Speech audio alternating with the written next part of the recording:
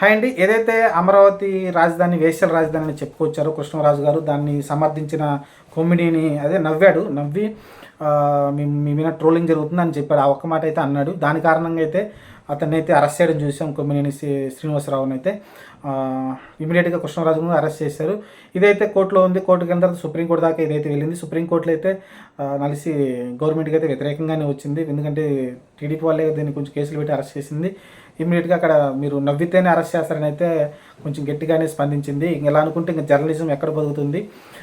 మీరు కావాలంటే మీరు జస్ట్ విమర్శ చేయండి, కానీ మరి ఇంకా అరెస్టుల దాకా వెళ్ళడం ఏంటి? ఒక ఆయన చెప్పిన దానికి రియాక్షన్ ఇచ్చాడు. రియాక్షన్ ఇస్తేనే మీరు అరెస్ట్ చేస్తారా అని అయితే ఆయన అయితే కోర్టు అయితే తీవ్రంగా ఖండించింది. అవును, నాకు కూడా అదే అనిపించింది. ఎందుకంటే కృష్ణరాజుని అరెస్ట్ చేయడంలో తప్పలేదు, దీని ఖండించకపోవడం తప్పు. ఆయన క్షమాపణ కూడా చెప్పాడు. అరెస్ట్ దాకా వెళ్ళకుండా ఉండాల్సింది. కాకపోతే ఆయన మీద మీరు తప్పు చేశారు కాబట్టి ఆయన క్షమాపణ ఇమీడియట్గా చెప్పిండు, అది కూడా ఓకే.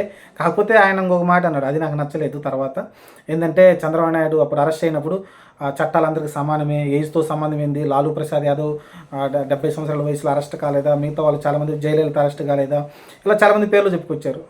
ఇప్పుడేమో ఆయన నాకు 75 సంవత్సరాల ఏజ్, 72 సంవత్సరాల ఏజ్, ఈ వయసులో నన్ను అరెస్ట్ చేస్తారా అది ఇది అని చెప్పుకొస్తున్నాడు. ఆ రోజు మరి చంద్రబాబు నాయుడుకి కూడా ఇదే వర్తిస్తుంది కదా. ఆయన దాదాపు 52 రోజులు 53 రోజులు జైల్లో ఉన్నాడు కదా. మరి అప్పుడు తెలియదా ఇదే శ్రీనివాసరావు గారికి? కాబట్టి సరే, ఏదైనా మన దగ్గరికి వచ్చినప్పుడు మనకు తెలుస్తుంది. సరే, ఆయన నవ్వినంత మాత్రం ఆయన ఖండించకపోవడం తప్పు. అది వేశ్యల రాజధాని అంటే ఇమీడియట్గా ఆయన అది తప్పు బాబు, అటు అనకూడదు తప్పని ఖండించుంటే బాగుండేది. ఆయన ఖండించకపోవడం ఆయన తప్పు అయిపోయింది. కానీ అరెస్ట్ చేసేంత పెద్ద తప్పు అని నేనైతే భావించట్లేదు. కానీ జర్నలిజంలో అది మినిమం కామన్ సెన్స్ అయితే ఉండాలని అయితే నేనైతే భావించిన. అది ఆయనకు లేకపోవడం అనేది ఆయన పర్సనల్ ఇంకిత జ్ఞానంతో సంబంధించింది. మనం దాని గురించి మాట్లాడడం లేదు. ఎందుకంటే జర్నలిజం ఇప్పుడు అంతా ముడిపోయింది కదా. ఎల్లో మీడియా అని, పచ్చ మీడియా అని, ఇలా రకరకాలుగా విడిపోయినాయి. అలానే ఇటు పక్క చూసుకుంటే సాక్షి టీవీ, సాక్షి పేపర్ సపరేట్గా వైసీపీకి సపోర్ట్గా మొత్తం వాళ్ళదే కదా. వైఎస్ భారతి గారు దానికి మెయిన్ హెడ్. కాబట్టి ఇలా సపరేట్ అయిపోయినాయి ఛానల్స్ కూడా.